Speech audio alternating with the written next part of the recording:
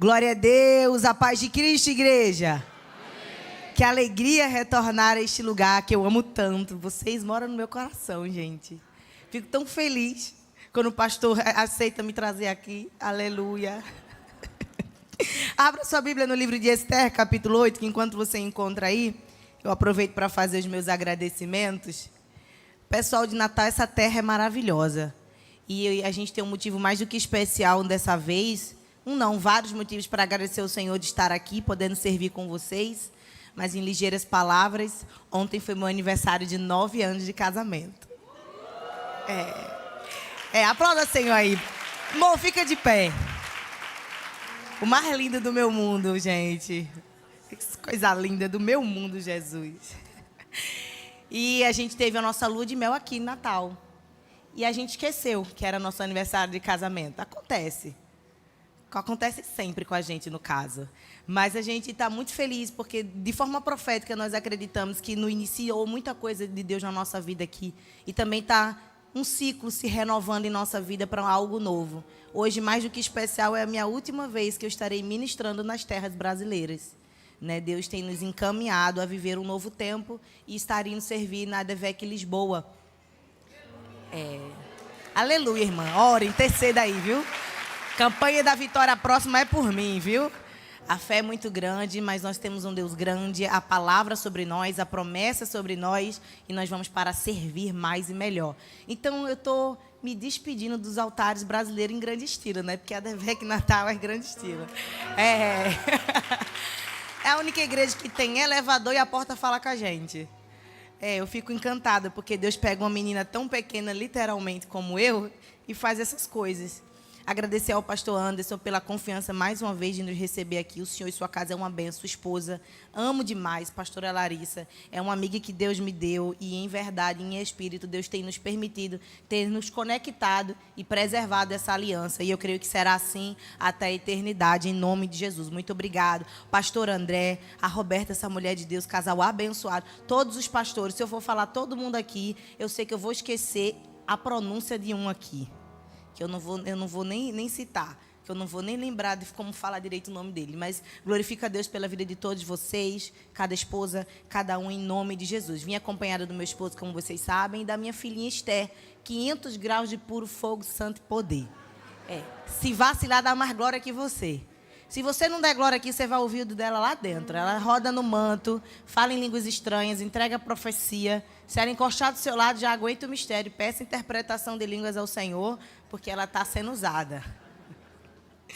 É uma bênção na nossa vida, profética. E nessa ocasião eu tenho a alegria de trazer para vocês aqui o meu segundo livro, Esther, Edificando Vidas com as Mulheres da Bíblia. Um livro que o Senhor me permitiu escrever em meio a tantos desafios, tantos desertos e provas, e Deus nos permite frutificar. Isso revela que não é o cenário que determina aquilo que nós vamos fazer para Deus, mas a nossa disponibilidade em servi-lo.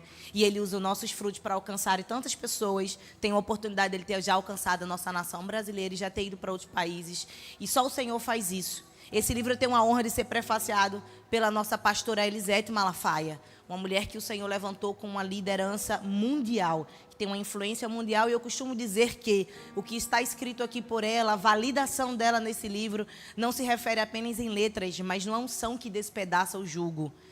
A gente está falando de palavra de Deus. O Senhor nos instrui a crescer na graça, no conhecimento da sua palavra. E nós temos a palavra de Deus no livro da Bíblia, o nosso livro de regra e fé e prática, mas ele também nos permite aderir a novos conhecimentos e trazer sobre nós, agregar sobre a nossa fé.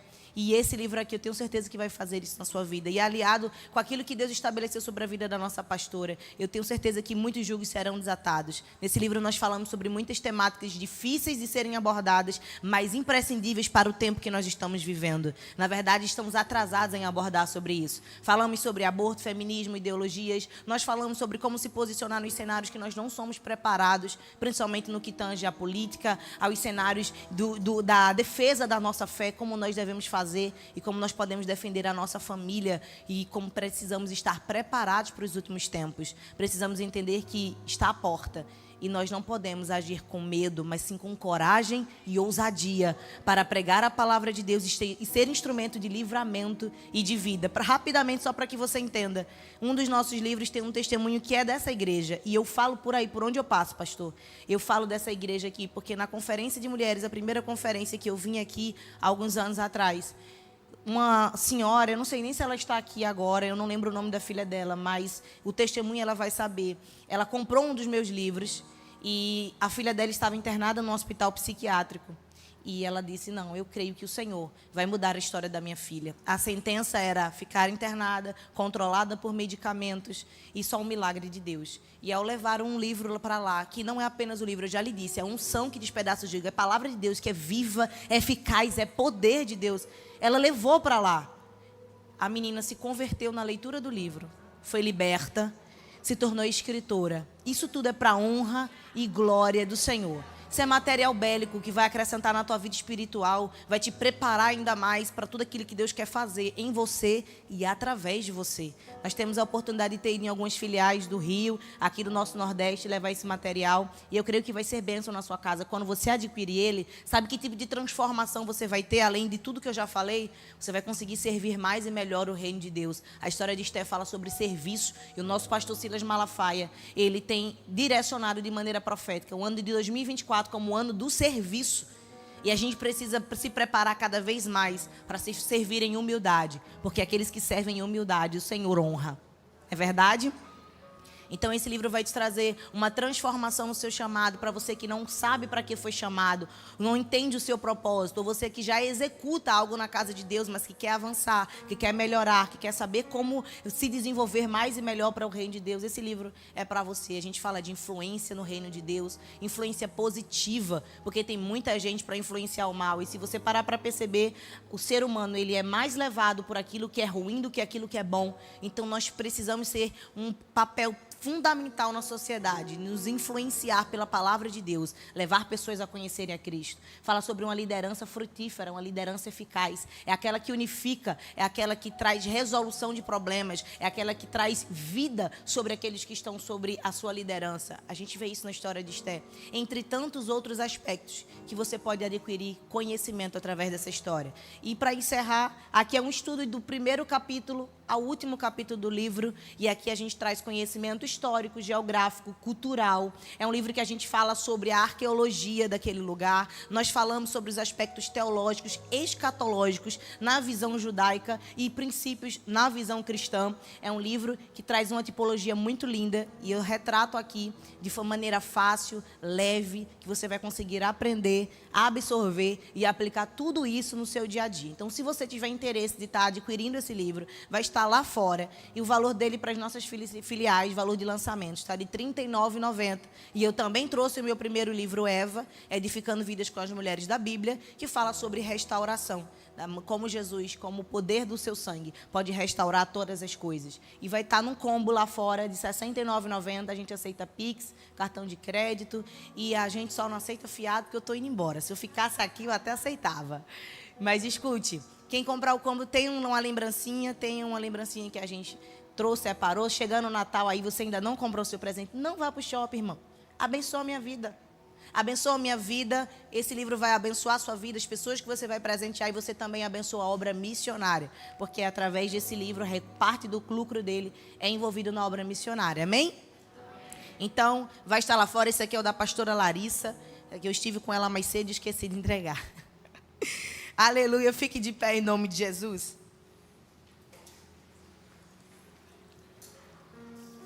Esther, capítulo 8, versículo de número 16. Quem encontrou, diga amém.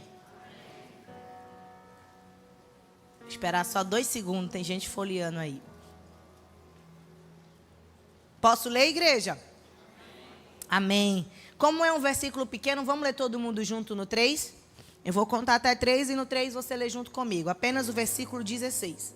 E diz assim a palavra de Deus. 1, 2, 3 e para os judeus houve luz e alegria e gozo e honra. Aí você vai virar para a pessoa do seu lado e vai profetizar sobre a vida dela. E você vai dizer assim: haverá honra, alegria, gozo, luz, Você acredita nisso? Palavra profética, palavra liberada, a palavra do Senhor nos diz que quem profetiza, profetize à medida da sua fé. Haverá luz, alegria, gozo e honra. Eu creio nisso. Feche os seus olhos, vamos orar? Pai, em nome de Jesus, nós te glorificamos, Senhor, mais uma vez por estarmos na tua casa, te servindo e crendo que esta noite é uma noite profética sobre nós, sobre tudo que nós já fizemos um dia, nos que fazemos hoje e para tudo aquilo que acontecerá no futuro. Pai, em nome de Jesus, desata o jugo, Senhor, em nome de Jesus, que caia por terra toda oposição, que caia por terra tudo aquilo que tenta impedir, Senhor, o avanço da tua igreja. Pai, em nome de Jesus, eu te peço, fala conosco no íntimo, no profundo e no escondido, aonde ninguém tem o poder de acessar, onde a psicologia, psicanálise, psiquiatria não tem poder de acessar, aonde os gabinetes, as orações de pessoas não têm o poder de acessar. Somente o Senhor, pela sua palavra, que esquadrinha o coração, os pensamentos e a intenção. Então fala conosco, porque quando o Senhor fala, a terra treme, os montes se abalam, o morto ressuscita, aquele que não era passa a ser, aquele que estava enfermo fica são, porque o Senhor, pela sua palavra, tem o poder de fazer todas as coisas, e nós estamos aqui confiantes em Ti. Todos os nossos planos, desejos, colocamos, Senhor Deus, de lado e queremos desfrutar do Teu plano bom, perfeito, agradável. Fala conosco aquilo que o Senhor quer. O querer e o efetuar a Ti pertence. Tu és aquele que está sentado no Teu alto e sublime trono, em Tua destra, a destra da justiça, e o querer e efetuar a Ti pertence. Então faz nessa noite, opera milagres, vem, Senhor Deus, trazer resoluções sobre as campanhas da vitória, e que possamos testemunhar do que o Senhor já fez neste lugar. É o que nós te pedimos nessa noite, te agradecemos por tudo. Quem concorda, diga amém. Amém. Sente dando glória em nome de Jesus. Irmão, de uma maneira muito rápida, deixa eu situar você na história de Esté. É um livro que trata sobre o livramento que Deus opera através de uma mulher. Fala sobre livramento e vida, em cenários de desordem, em cenários de impossibilidades, em cenários onde não tinha nada que ninguém pudesse fazer, somente uma intervenção de Deus para trazer livramento, a intervenção de Deus para trazer vida. E o que aconteceu para que este povo se encontrasse neste cenário? E de maneira muito rápida nós precisamos trazer à nossa memória o povo de Israel, que passou a ser conhecido como povo judeu depois do cativeiro babilônico. Esse povo escolhido por Deus carregavam promessas e palavras do Senhor que não poderiam ser apagadas, extinguidas, exterminadas pelo homem, pelo maligno ou por qualquer outro tipo de oposição. Este povo, liberto do cativeiro do babilônico, estava inserido dentro do Império Persa, e neste ambiente Deus usou o rei que estava imperando sobre aquele lugar, Ciro, para levar uma palavra de livramento para eles. Eles tinham o direito de retornar a Jerusalém e reconstruir aquele lugar. Eu preciso que você tenha em mente que Jerusalém estava destruída. Não tinha mais altar, não tinha mais templo, as muralhas já tinham sido derrubadas, não tinham portas, as casas tinham sido queimadas. O cenário era de desordem e de impossibilidade. Mas havia o desejo de Deus da reconstrução daquele lugar, que também era profético. Jerusalém carregava a palavra de Deus, carregava profecias do Senhor, e também precisava ser restaurada. Naquele lugar Deus levantou homens para estabelecer um novo crescimento, uma nova edificação. Ele usa Zorobabel, Esdras, Jesus para reconstruir o altar e o templo. As pessoas começam a andar em deportações, saindo do Império Persa, que conquistou a Babilônia, e começaram a voltar para Jerusalém. Nesse retorno, nesse ambiente, a gente começa a observar Deus reconstruindo, Deus edificando novamente uma cidade. Aqueles homens responsáveis pela edificação do altar e pela edificação do templo estavam à mercê, porque um decreto vai se estabelecer dentro da Pérsia. Eles tinham restaurado o altar, e Deus recebe sacrifício aonde? Aonde? No altar. E o altar estava em processo de decadência. Se um decreto estivesse validação, se estivesse em atuação, aquele decreto ia aniquilar, ia anular todo o sacrifício que fosse feito ou que seria feito naquele altar. No templo nós nos reunimos naquele ambiente profético do Antigo Testamento. O templo era o lugar onde a glória de Deus se manifestava, a presença de Deus se manifestava. E eles restaurando o templo estava em eminência. tendência de ser novamente invalidado, novamente não ter mais utilidade. Por que eu estou lhe dizendo isso? Porque o decreto que vai se estabelecer dentro do Império Persa, no contexto em que Esté está sendo inserida, é um decreto de morte, um decreto de destruição, de apagar os judeus da história. Então, tudo aquilo que eles estavam fazendo e reconstruindo e edificando não faria mais sentido. Por quê? Porque se morresse o ser humano, não tinha mais sentido o altar. Se morresse as pessoas que entregavam sacrifício,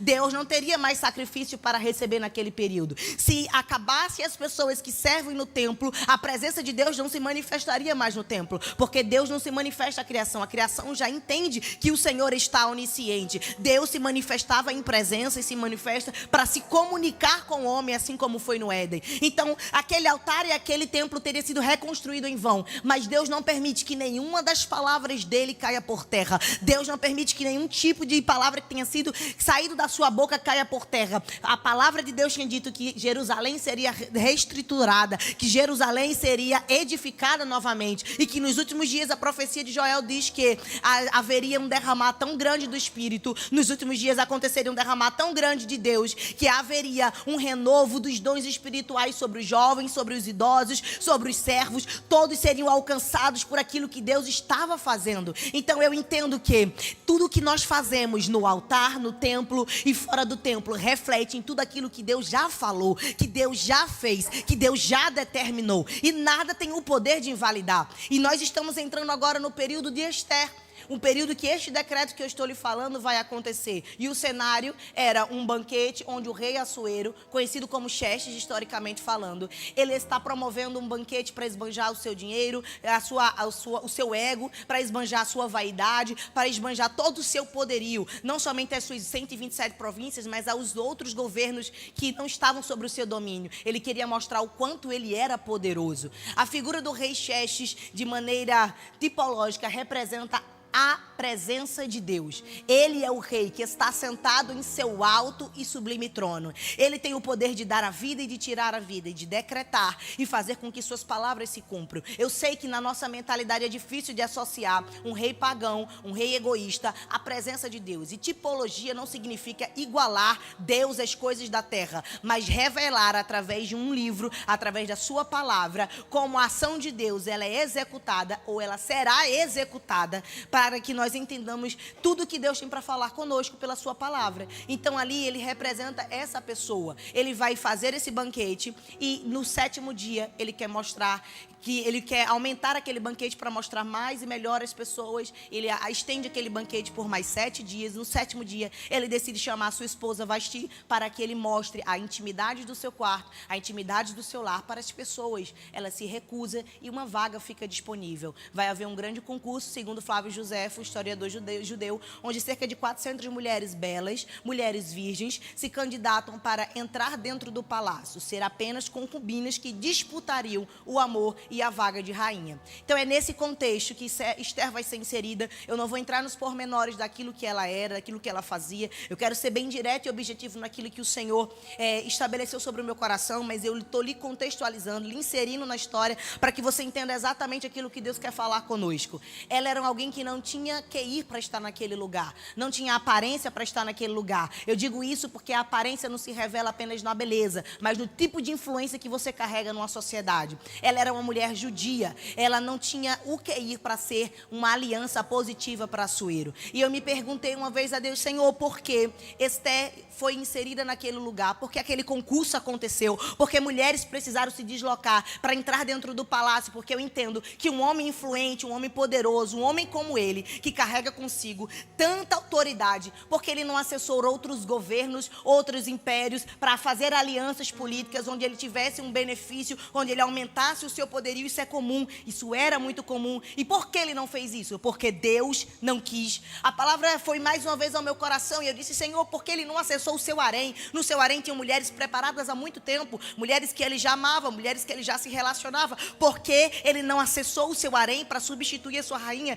E o Senhor falou ao meu coração: porque eu não quis. Porque os lugares que eu separei para gente que me serve, não adianta ter poder e influência, não adianta querer, não adianta ter alguém melhor, mais preparado. Os lugares que eu separei para inserir inserir pessoas da minha confiança, pessoas que revelam a minha glória. Não tem quem sente os lugares que Deus separou para a minha vida, os lugares que Deus separou para a sua vida, mesmo sem muita capacidade, influência, QI, mesmo sem um sangue muito real, você foi separado por Deus e tem lugar para você. E Ele está dizendo nessa noite: os lugares que eu tenho para você ninguém senta, os lugares que eu separei para você ninguém toma, os lugares que eu separei para você, mesmo não tendo tanta capacidade, eloquência, aparência, quando eu quero inserir você no ambiente profético, quando eu quero inserir você no novo lugar, eu me responsabilizo em te inserir. Os meios são comigo. Deus usa servos para inserir aquela mulher dentro do palácio de maneira sobrenatural. Deus usa gente pequena para criar o meio da oportunidade para que Esther entre, para tirar a Vasti do lugar que tipifica a igreja professa, que tipifica aqueles que têm contato com a presença de Deus, aqueles que já serviram até na igreja e se afastaram. Quem é a igreja professa? A igreja que vive de cristandade religiosa, é a igreja que vive debaixo de protocolo religioso, é a igreja que até vem para cá, que serve, que adora para agradar o pastor, mas lá fora desagrada a Deus. A gente vê que a igreja professa, a igreja que vive debaixo de religiosidade e busca de honra da terra, ela é reconhecida por Deus, e quando Deus reconhece o tipo de vida que essa pessoa leva, Ele é o responsável em tirar de certos lugares. Vasti desobedece, vaga fica disponível, e aqueles que desobedecem ao Senhor, Ele é aquele que tira e coloca. Ele é aquele que coloca a gente em lugares de honra, mas também aquele que tira. Ele foi o Deus que colocou Saul no lugar de honra, e pela sua desobediência, Ele foi o mesmo Deus que tirou. E Ele colocou alguém sem aparência, alguém que estava lá com as ovelhas de seu pai, as poucas ovelhas de seu pai, não eram muitas não, era alguém que trabalhava no secreto, que tinha serviço no secreto, que se envolvia com o pouco, mas estava trabalhando em integridade e tinha um coração obediente. Deus está preocupado com gente ensinável, com gente humilde, com gente que tem o desejo de melhorar, gente que está trabalhando nem se preocupando com quem está vendo, com quem está falando, com quem está reconhecendo. Deus é aquele que tira quem não dá valor e coloca quem dá valor à obra de Deus. Serviço ao Senhor. Serviço. Então Vasti tipifica esse tipo de pessoa que até tem contato com a presença de Deus, mas logo se afasta pelos desejos pessoais, pelo desejo da carne, pela desobediência. Esse é o tipo de gente que até se relaciona com a presença, mas não é transformado pela palavra. Tem gente que você já conheceu. Eu sinto Deus, eu ouço Deus, eu choro na presença de Deus. Tem hinos que falam comigo. Nossa, que coisa linda, maravilhoso. É quando o mesmo Deus que você sente entra no teu coração e transforma a tua vida pela palavra. Aqueles que obedecem à palavra de Deus se revela que são os seus verdadeiros servos, que amam e obedecem a sua palavra. E aquela vaga surge. São 7 príncipes que são utilizados para retirar Vasti do trono. A sentença que o rei vai perguntar: o que eu faço? E ela perde não somente o contato com a presença, mas com a sua herança. Aqueles que estão dentro da presença e se afastam, eles perdem a presença de Deus e também a herança de vida eterna, de entrar nas mansões celestiais. E aquela mulher perdeu, mas Deus vai usar servos que estavam dentro do quarto do rei para trazer os meios para inserir Esther. Deus poderia ter usado gente grande, mas Deus escolheu usar gente pequena para soprar o teu nome. Deus poderia usar vereador, Deus poderia usar influência, Deus poderia usar gente grande, mas Deus decidiu usar servos que estão dentro da presença, no quarto com a presença, que tem intimidade com a presença, que ora na presença. Às vezes a gente acha que a solução na nossa vida, o socorro de Deus na nossa casa, vai vir de quem é grande, vai vir de quem é influente, vai vir de quem tem poder para fazer, de quem tem dinheiro para operar. Mas o meio pelo qual Esther vai ser inserida numa grande transformação da sua vida não veio por meio de gente grande. Foram servos que viram o rei sentindo falta de uma rainha e disseram assim: Senhor, por que tu não faz um concurso? Por que tu não chamas as jovens belas de toda a tua província para servir aqui diante do teu palácio e escolheres uma rainha? Veja o conselho de gente serva, veja o conselho de gente pequena. E aquele rei poderia ter dito: não, eu não preciso dar ouvidos a gente pequena. Mas o rei todo-poderoso é aquele que escuta orações que ninguém escuta, é aquele que está ouvindo o clamor de gente que está fazendo jejum, campanha da vitória, de estar ouvindo o clamor de quem está na intimidade do quarto, quem está fazendo o propósito com o Senhor, quem se levanta pela madrugada. Gente pequena vai soprar o teu nome, gente pequena vai abrir o campo da oportunidade, gente pequena Deus vai usar para trazer milagres sobre a tua vida, sobre a tua saúde, sobre as tuas finanças, sobre a tua família, sobre a tua empresa. É gente pequena,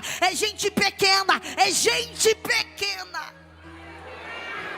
Deus usa gente grande? Usa. Pode usar, Senhor, na minha vida. Mas o que o Senhor está mostrando aqui é que Ele agiu na impossibilidade. Ele mostrou o sobrenatural. Usar gente grande traz credibilidade muitas vezes para o homem. Mas usar gente pequena mostra que é Deus que está inserindo ela naquele ambiente. Agora o que me chama a atenção é porque ela decide entrar no campo da oportunidade. E muitas vezes nós deixamos de ver o livramento, deixamos de ver a vitória, deixamos de viver o novo e a transformação de Deus na nossa vida, porque nós não temos a coragem de entrar em certos ambientes. A oportunidade estava ali. E se for segundo o Flávio José realmente estava falando sobre um concurso, ela precisava se apresentar. E os ambientes da oportunidade estão aí nos esperando, a gente entra se quiser. E às vezes nós falamos: Senhor, por que as coisas não acontecem na minha vida? E Deus às vezes mostra que cenários de oportunidades não precisam ser aparentemente grandes, precisam ser apenas portas para que você entre e desfrute de coisas maiores. Eu digo isso porque ela estava entrando naquele lugar para ser uma concubina que ia se preparar e ia disputar a presença do rei para estar então disputando a realeza. Escute isso, porque a princípio ela não foi colocada ali dentro para ser rainha, ela foi para disputar. E tem oportunidades na nossa vida que são muitas vezes pequenas. A gente entra e Deus faz coisa grande. Porque quem está disposto a servir no pequeno, Deus coloca no muito. Quem está disposto a servir no pouco, Deus dá muito. Aqueles que honram a Deus nas coisas simples, nas coisas humildes, nas portas pequenas, é aquelas pessoas que Deus pega e coloca no grande, pega e coloca no muito. Sabe o que é isso? Talvez a oportunidade que Deus colocou na tua frente é tão pequena, é tão difícil. Talvez você tenha tanta gente passando na sua frente, mas o Senhor me trouxe aqui para te dizer: entra pelo ambiente da oportunidade que eu estou criando. Sou eu que te enfiei nesse lugar, sou eu que estou abrindo essa porta. Parece pequena, mas sou eu. E quando você entra e me honra naquele lugar, eu pego e te dou favor, eu pego e te dou graça, eu pego e te insiro no lugar de honra. Então entra pelo ambiente da oportunidade. Entra no ambiente da oportunidade. E eu preciso que você entenda que às vezes parece que Deus não está trabalhando na nossa vida, parece que o Senhor não está olhando para nós. E esse livro fala de um Deus que não se manifesta em palavras, mas um Deus que se manifesta em agir. Mostra a providência de Deus em suas atitudes. O livro não mostra a escrita no hebraico de um Deus Yahvé, Jeová, Jireh, de o Deus provedor Elohim, o Senhor dos exércitos, o Deus que batalha o Sabaote. Não está falando de um Deus escrito em palavras. É um livro que teologicamente ele não encontra a palavra Deus. Deus não está escrito nas letras desse livro. E a gente às vezes acha que porque não estamos vendo de forma física, de forma literal, Deus agindo na nossa vida, a gente acha que Ele não está trabalhando. A gente acha que Ele perdeu o controle. A gente acha que as coisas não vão acontecer. A gente acha que a gente não vai ser inserido em lugares maiores, que tudo aquilo que nós estamos fazendo não está gerando efeito, não está gerando colheita, não está gerando frutos. E eu preciso que você entenda que este livro, apesar de não ter o nome escrito, tem o DNA de Deus, mostrando que Ele não larga o seu povo, não larga a humanidade, que Ele é um Deus que está ativo, trabalhando constantemente para operar, trazer livramento e trazer vida. Talvez você chegou aqui nessa noite tão desesperançoso, já está na terceira, quarta semana da campanha da vitória. Talvez você já está na segunda campanha da vitória e você pensa: no Senhor, tu não estás trabalhando, eu não estou te vendo. Eu olho para um lado e eu não vejo o Senhor trabalhando, eu olho para o outro e não vejo o Senhor trabalhando. E Deus me trouxe aqui para te dizer: quem disse que tu precisa fé alguma coisa? Quem disse que Deus precisa te provar alguma coisa? A palavra de Deus diz que a fé é pelo ouvir a palavra de Deus. Deus não precisa te mostrar nos teus olhos. Fé é você ter a certeza, a convicção no seu coração daquilo que você está esperando, daquilo que o Senhor já falou, daquilo que vai acontecer. Fé não significa que Deus precisa te provar todos os dias por um arrepio, uma profecia, um mover sobrenatural de que Ele está trabalhando. Fé é saber que Ele já estabeleceu sobre a sua vida uma palavra, já estabeleceu sobre a sua vida uma promessa. Não é porque você não está vendo que Ele não está fazendo. Não é porque você não está sentindo que não já está feito. Deus não precisa aparecer. Deus não precisa de holofote. Deus não precisa de nome mencionado em cartaz. Deus não precisa que o homem reconheça que Ele está trabalhando. Ele faz, Ele é vivo, Ele é rei, Ele é o Todo-Poderoso. poderoso, ele já é louvado pela criação. As pedras o louvam, a criação o louva. E por quê? Ele precisa provar que está trabalhando. É você que precisa abrir o seu coração, abrir a sua mente e entender que ele já fez. A nossa fé precisa ser movida pelo tamanho do nosso Deus e não pelo tamanho da circunstância. E eu preciso que você entenda que o DNA de Deus está inserido nesse povo. Está inserido nesse livro. E como isso acontece? De maneira muito rápida, eu quero que você preste bastante atenção. De maneira singela, Deus deixa registrado o seu nome neste livro. E talvez alguns historiadores aqui, alguém que é muito ligado à teologia, vai olhar para mim e vai dizer: essa menina está doida. Mas eu preciso que você entenda que neste livro Deus mostra que Ele é o autor de toda a obra, no tempo perfeito para livrar e no seu plano perfeito para trazer vida. Ele é o Deus que opera nas linhas deste livro, revelando que Ele é o autor e consumador da fé deste povo, que não abandona em meio às circunstâncias difíceis, às circunstâncias de dor, às circunstâncias de morte. E eu vou lhe mostrar isso pela palavra. Você vai ver em todo o livro de Esther maneiras de Deus revelar o seu nome, o seu DNA, a sua assinatura. E isso Ele vai tipificar no número 7. Escute, o rei fez um banquete de 6 meses e estendeu por mais 7 dias. Repita comigo: 7 dias. Pronto. No 7º dia, ele manda seus 7 eunucos irem chamar a rainha Vasti. Diga comigo: 7º dia. 7 eunucos. Ele manda chamar Vasti e Vasti se nega. Ela não quer estar em sua presença. E ele vai chamar 7 príncipes. Repita comigo: 7 príncipes. Ele chama os 7 príncipes para estar em sua presença. E quando ele chama os 7 príncipes, a sentença é dada. Passa um tempo. Está inserida dentro do palácio. E naquele ambiente em que ela entra no palácio, ela vai atrair tanta graça do povo, tanta graça, tanta benevolência, tanto favor, que ela vai ter e receber 7 servas. Repita comigo: 7 servas. Para servi-la, para estar diante dela. E no 7º ano, é o ano em que Deus separou para que ela entrasse na presença do rei. Veja quantas formas lindas o Senhor desejou registrar o número e a tipologia do 7 neste livro, para mostrar que Ele nunca perdeu o controle da história do povo judeu. E Ele nunca perdeu o controle da minha e da sua vida. E eu quero que você entenda exatamente o que significa a tipologia do número 7. 7 significa o tempo perfeito, o plano perfeito de Deus, a execução perfeita de Deus na sua obra. Tanto que em 7 dias Ele criou todas as coisas e o dia do descanso. Em 7 dias Ele falou sobre a operação dele nas muralhas de Jericó. A gente vai ver que em 7 mergulhos Amã vai ser curado da lepra. Amã, Jesus amado.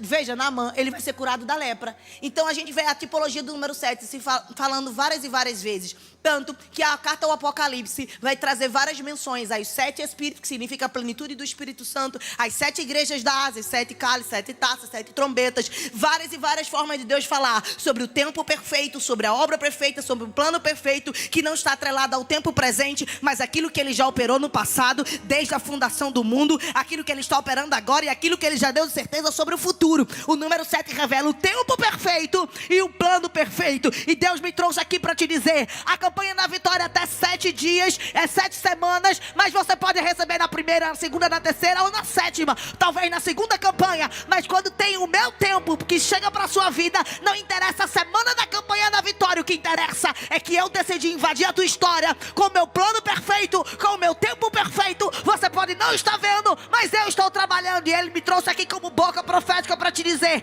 chegou o tempo de Deus, chegou o tempo de Deus, o plano é perfeito, chegou o tempo de Deus.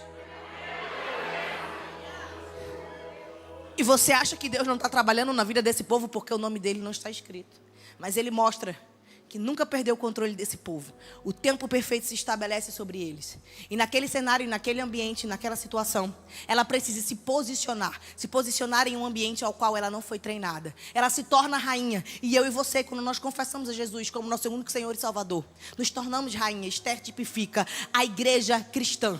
De maneira judaica, você vai ver a obra da escatologia deste povo neste livro. Mas da forma da nossa fé, que vivemos pela graça. Nós somos uma igreja cristã que vive o presente da aliança por meio de Jesus. Nós vemos que Esther representa a igreja fiel, a igreja remanescente, a igreja que permanece. Mesmo quando os cenários são difíceis, não se amedronta, mas enfrenta eles com coragem, confiando no Senhor. Esther representa eu e você, que muitas vezes somos inseridos em ambientes que nós não temos condições de atuar. Mas a nossa confiança em Deus nos traz vitória. Ela foi inserida naquele lugar. E talvez você pense assim: não, eu não tenho sangue de realeza. Tem sim, o sangue carmesim corre em tua veia. Tu tem aliança com Jeová, tu tem uma aliança com Jesus. Aquele que te chamou na cruz do Calvário, ressuscitou ao terceiro dia, está sentado à direita de Deus e breve voltará. Ele te elegeu, ele te escolheu, ele te chamou para perto, para serviço, sacerdócio santo, nação santa, adquirida, povo real de Deus. Você é uma realeza do Senhor. Você foi alguém que ele chamou para serviço do reino de Deus, que não é sobre as coisas da terra, é sobre o seu propósito celestial. Não é sobre aquilo que eu ganho na terra, mas é sobre aquilo que eu já ganhei no céu. O reino de Deus conta com você,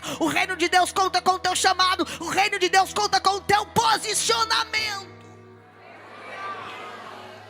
Porque eu estou lhe dizendo isso? Está inserida ali não para ter benefício próprio, não para ter acomodação, qualidade de vida. Ela não é inserida naquele cenário para ter recurso. Ela é inserida ali para cumprir a vontade de Deus. Mesmo que para isso ela precisa perder a própria vida, perder tudo. Mas ela já sabe que precisa ganhar almas. Reino de Deus é sobre esse tipo de serviço. É sobre alguém que está disposto a perder para ganhar. E quem está disposto a perder para ganhar, ganha muito mais do que um dia imaginou. Ganhar uma alma para o Senhor é muito mais do que qualquer ouro e prata. Quem tem esse tipo de coração, Deus traz livramento, Deus traz vida. Essa mulher vai ser inserida nesse contexto. E ela vai sentir medo de estar na presença do rei. Porque o decreto foi estabelecido por Amã, que tipifica a obra de Satanás. Desde o jardim do Éden até os últimos dias, Satanás vem como um leão procurando a quem tragar. Satanás tenta matar, roubar e destruir. Matar a nossa aliança com Deus, roubar tudo que nós temos, a nossa família, e destruir a nossa herança de salvação. Ele tenta desde o Éden e ele vai tentar até os últimos dias. Mas toda vez que ele se levanta para cair. Tem algum pentecostal aqui que crê nisso? Aquele que Satanás, aquele inimigo, aquele opositor que se levanta, só se levanta para cair. Porque maior é aquele que está conosco do que aquele que está contra nós. Pode se levantar homem, potestade, principado, príncipe das trevas. Pode se levantar qualquer pessoa contra mim, contra a sua vida. Macumbaria, feitiçaria. Pode trabalhar com sorte, com com os horóscopos. Pode trabalhar com o que for. O Senhor que nos chamou, Ele não se confunde com o decreto da terra. Ele não se confunde com a obra do inimigo nas campos espirituais. Ele é o Deus que é livramento. Ele é o Deus que é livramento. Ele é escudo e fortaleza. Ele é o general de guerra. Ele te esconde debaixo de suas asas. 1000 cairão ao teu lado e 10.000 à tua direita, mas tu não serás atingido. Não se preocupa com a fofoqueira, o contendero, o perseguidor. Se preocupa em avançar na obra. Se preocupa em fazer o teu. Faz o teu, benção. Faz o teu. Não se incomode com quem está se levantando contra. Faça o que Deus te chamou para fazer. Porque está posicionada como rainha no capítulo 2. Mas no capítulo 3 é que Amã se levanta contra os judeus. Sabe o que significa? Que antes de se levantar qualquer oposição à tua vida, à tua família, à tua casa, Deus já te posicionou com autoridade. Sabe o que muitas vezes nos faz ficar despercebidos, enfraquecidos em meio a guerras, a problemas na nossa casa, a momentos de dores e de aflições? É porque nós esquecemos a autoridade que Jesus já nos garantiu. Você tem autoridade contra as potestades. Você tem autoridade por meio de Jesus Cristo. O sangue dele nos garante vitória. O sangue dele nos garante proteção. Então nessa noite, não interessa o problema que surgiu e quem está tentando tirar a tua paz. O que interessa é que Deus te deu autoridade. Antes de se levantar uma mãe, Deus já te posicionou como realeza. Antes de se levantar Satanás, Deus já te posicionou como filha. Antes de se levantar Satanás, Deus já te posicionou dentro do reino espiritual. Já te deu autoridade. Já te deu autoridade. Usa a autoridade que Deus te deu. Repreende aquele inimigo. Chega na tua casa e diz assim: aqui tu não tem vez. Sai da minha família, sai do meu casamento, sai da minha empresa, sai da minha saúde. Eu tenho autoridade. Jesus Cristo me deu autoridade. Autoridade. autoridade. E o decreto era esse. A palavra da epístola de Tiago nos diz o seguinte: chegai-vos a Deus e Ele chegará a vós. Resista ao diabo e Ele fugirá de... Quando a gente está na presença de Deus, quando a gente resiste às tentações e os levantes de Satanás, ele não tem como subsistir diante da gente. Ele não tem como ter vitória diante de nós. Ele foge, ele até procura, mas ele não acha. O inimigo não vai te achar porque você está na presença. O inimigo não vai te achar porque tu tem intimidade com ele. Tu tem intimidade com Deus. Escute isso. Ela vai sentir medo de entrar na presença do rei, porque Mardoqueu, que tipifica a obra de Cristo. E eu sei que muitas vezes a gente escuta que Cristo tipifica a obra do rei. Mas eu quero que você analise a história de Esté comigo. E isso não vai ferir as escrituras de maneira alguma, muito pelo contrário, isso corrobora para o nosso conhecimento. E eu preciso que você olhe para a figura de Mardoqueu. Todos os tempos que se levanta alguém contra o rei, é Mardoqueu que é a fonte para divulgar e trazer livramento. Esté é apenas um instrumento. Tudo que a gente vive, tudo que a gente faz, Jesus é a fonte. Nós somos os únicos instrumentos. No final deste livro, quem vai ser honrado, quem vai receber vestes, quem vai receber anel, quem vai receber autoridade, quem vai ser glorificado, não é Esté. Ela foi apenas um instrumento. É Mardoqueu que vai ser a posição de honra, que tipifica o reinado de Cristo, que vai vir com autoridade e reinar para todo sempre. Então escute isso, porque muitas vezes a gente acredita que tem muito mérito, mas tudo é dele, tudo é por ele, tudo é para ele. A fonte é ele, a glória é dele. Nós somos apenas um instrumento. Às vezes a gente pode até pregar direitinho, a gente pode cantar bem, a gente pode ser excelente na obra de Deus, fazer tudo maravilhoso, mas nada nos pertence, a gente é só um instrumento. Quem garantiu a nós o instrumento foi Jesus. Quem operou sobre a nossa vida foi Jesus. A honra é dele, a glória é dele, o poder é dele. É por meio dele que nós estamos aqui, e é por meio dele que vamos desfrutar da vida eterna. É ele, tudo é ele. E naquele ambiente ele diz assim: se posicione diante do cenário. Se você não se posicionar, Deus levanta outro, mas livramento virá sobre Israel, sobre os judeus. E ali o medo alcança o coração, porque havia 30 dias que ela não estava na presença do rei, e ela precisava ser chamada. E o medo muitas vezes quer nos paralisar. O medo de morrer, o medo do levante, o medo da afronta, o medo da perseguição, o medo do problema. Medo é um paralisador, ele é um catalisador de promessas. O medo, ele quer fazer com que você viva na inércia, na estagnação. Quer que você não saia da zona de conforto. O medo é uma das operações de Satanás, para que profetas, pastores, líderes, obreiros, departamento de UNA não se levante, mas fique omisso ao problema. Por quê? Porque precisa ser chamado, porque precisa ter uma validação da terra. Ei, escute uma coisa, Deus já te deu validação, Deus já te verificou, Deus já te chamou, Deus já estabeleceu sobre você um chamado. Então você não precisa ter medo, você precisa se posicionar, porque Deus não veio aqui como um Senhor para te condenar, mas Ele te dá graça todos os dias, para que você sirva mais, sirva melhor, para que você esteja diante da presença. Às vezes a gente tem medo de fazer as coisas porque acha que Deus vai nos condenar. Não, irmão, Ele vai te dar graça, Ele vai te aperfeiçoar, Ele vai te dar perdão, Ele vai te dar dons espirituais para que você sirva mais e melhor. Então pare de ter medo de servir. Tem vários departamentos nessa igreja que conta com você. Não se preocupe com quem vai falar mal, se preocupe com aquilo que Ele vai falar de você no grande dia. Ele vai olhar para os teus frutos no grande dia, Ele vai olhar para as tuas obras no grande dia, Ele vai olhar para o que você fez com os seus talentos e vai te perguntar: você é um servo bom e fiel ou um servo mau e infiel? O medo nos afasta do centro da vontade de Deus, mas ela vai vencer. E ela vai executar o propósito. Ela vai se levantar contra Amã. E nós estamos diante de uma sociedade que nós precisamos defender o nosso povo. Ela se levanta por meio de um povo que ela tinha, não só a sua família, mas todos os judeus. Ela se levanta de maneira literal para o livramento e vida daquele povo que estava em iminente morte. Aquele altar que eu falei não ia servir de nada, porque não teria ninguém para sacrificar. Aquele templo que eu falei não serviria mais de nada, porque não teria judeu para estar ali desfrutando da presença de Deus. A reconstrução de Jerusalém não serviria mais de nada. Então as palavras de Deus cairiam por terra. Não. Aquele povo judeu era alguém que carregava promessas de um Messias.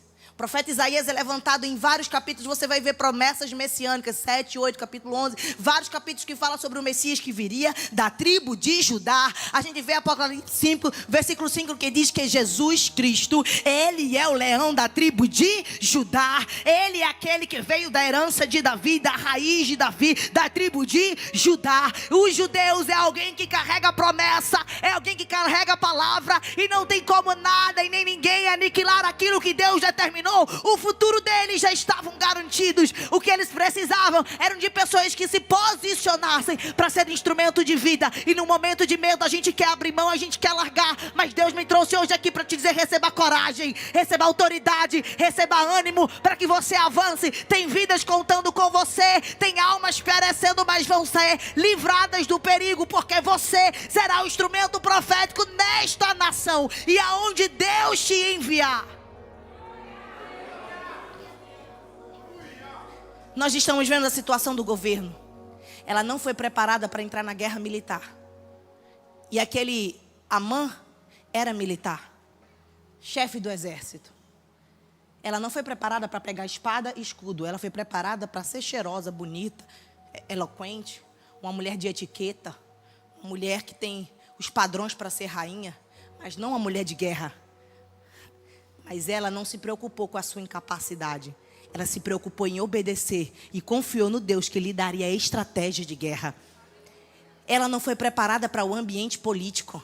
Ela não foi preparada para trazer munições políticas, para discutir alianças, discutir melhorias. Ela foi preparada na intimidade do jejum, na intimidade com Deus, na busca com Deus. Sabe o que é isso? Tem ambientes que você não foi preparado, mas foi inserida. E Deus me trouxe aqui para te dizer: não te preocupa, conta com a intimidade do quarto, do secreto, da oração. Conta com o teu jejum, com a tua campanha da vitória. Não te preocupa com a tua incapacidade em algumas áreas. Se preocupa com o meu poder. Confia em mim, porque eu vou colocar palavras na tua boca. Você pode estar no meio de lobos, mas o meu espírito trará palavras em tua boca. Você pode estar em um cenário que não tem mais situação, mas Deus te dará estratégia. Mas você não vai sair envergonhada, você não vai sair humilhado, você não vai sair confundido. A palavra de Deus vai se cumprir, a promessa de Deus vai se cumprir. Vai se cumprir. Vai se cumprir. Ela se posiciona. E o posicionamento dela garante para eles livramento e vida. E no ambiente que ela se posiciona, ela abre mão de tudo que ela poderia ganhar de benefício na terra. E esse é o verdadeiro serviço. Quando ela está diante da presença do rei, ele pergunta: o que você quer? Que até metade do reino eu te dou. E ela convidou ele para um banquete.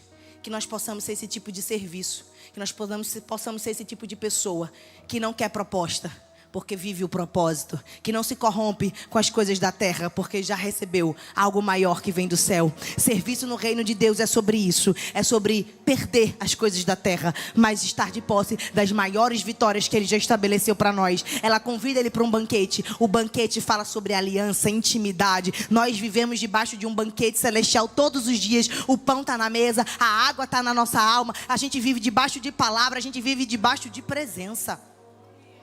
E no banquete, de maneira muito rápida, eu preciso que você entenda que ele vai acontecer no jardim. A arqueologia fala que havia um jardim, o mesmo jardim do início que o rei promoveu festa, o rei fez aquilo tudo. Vai ser o banquete que a Esther vai promover, o banquete para o rei e para o Amã. Ela vai chamar Amã para a presença. E muitas vezes a gente vai precisar denunciar o Amã, vai ter que chamar ele para a mesa com Deus, vai ter que conversar com o Senhor e dizer: Senhor, esse mau Amã está se levantando na minha vida. Senhor, eu tenho esse pecado dentro de mim que eu preciso que o Senhor tire. Senhor, eu tenho essa obra maligna que está trabalhando na minha vida. A gente precisa lidar com o rei, com a intimidade, chamar para perto e revelar diante do rei. A gente precisa denunciar o pecado, denunciar as ideologias de gênero, denunciar o feminismo, denunciar o marxismo cultural, denunciar as obras da carne, denunciar o pecado, as concupiscências da carne. Nós precisamos ser boca de Deus para denunciar o mal neste tempo, e o Senhor nos dará livramento, o Senhor nos dará graça, e nós avançaremos e vidas serão libertas da mão de Satanás. Nós saquearemos o inferno e encheremos o reino de Deus com vidas, com vidas. Deus conta com o teu serviço. Fique de pé em nome de Jesus. O jardim fala sobre livramento e vida. No Éden, Deus deu livramento e vida dentro do jardim. Na vida de Esther, livramento e vida dentro do jardim para todo um povo. no Getsêmani, o jardim ao qual começa o processo da crucificação, Deus opera jardim do livramento e vida. E há um jardim do livramento e vida esperado por todos nós, que está em Apocalipse 22.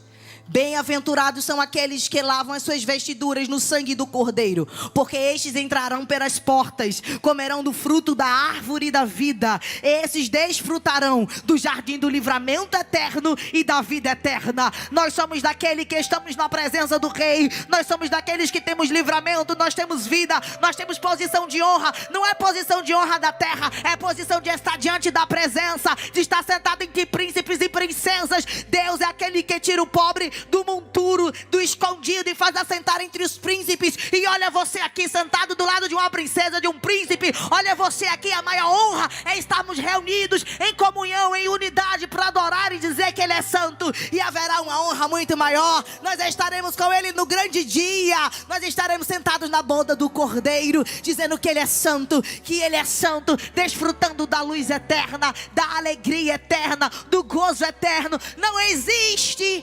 honra maior. Não existe. Mas tudo isso quando alguém se posiciona diante da presença. Sabe o que é isso? Tem coisas na minha vida que eu só vou desfrutar se eu tiver a presença, se eu me posicionar na presença.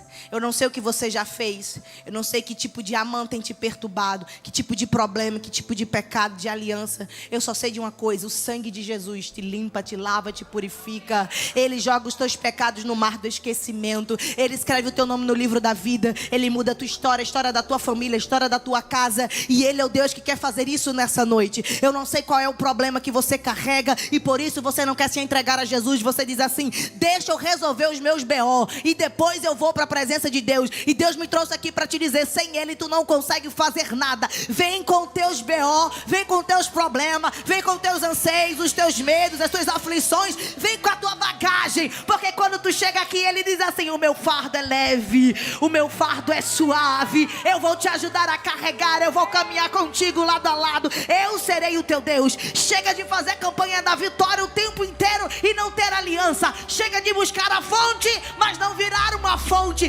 Deus quer operar nesta noite com livramento e com vida na tua casa, na tua família e na tua alma. E o que é que você precisa fazer nessa noite? Estar na presença de Deus, fazer uma aliança com Jesus. Ele te perdoa, Ele te chama como filho e filha. Não permita que Satanás te aprisione. Não permita que o mau amante ganhe vez e espaço na sua vida e sentencie você à morte. Ele sentenciou o povo judeu no mês de janeiro, trazendo para o calendário brasileiro.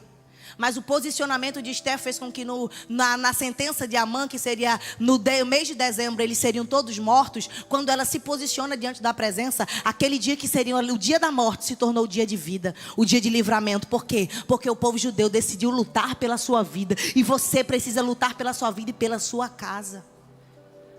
Você vê que o inimigo tentou envergonhar eles dentro do mesmo ano. Em janeiro ele faz a sentença para que em dezembro seja cumprida. E alguém olhou para você e disse assim: não chega nem ao final do ano. Em dezembro já vai ter saído, já vai ter largado, já vai ter desistido. Não vai querer mais papo com Deus, vai ter abandonado o departamento. O inimigo pensou lá no início do ano que você ia se acabar, que você ia desistir, que você não ia avançar. Mas olha você aqui. E Deus me trouxe como boca de Deus para liberar sobre a sua vida. Nós estamos no mês de dezembro e essa palavra é profética e não é em vão. Então eu quero ser boca dele para profetizar. Ainda este ano haverão pessoas dentro da Devec Natal que vão desfrutar de milagres, que vão desfrutar do mover de Deus. O inimigo pensou que ia te envergonhar, o inimigo pensou que você ia ser humilhada, que você ia ser confundida na terra. Mas Deus me trouxe aqui para te dizer: ainda este ano haverá testemunho sobre a tua boca. Ainda este ano eu vou mover. Mas vai sair livramento, vai sair vida, vai sair socorro, vai sair milagre.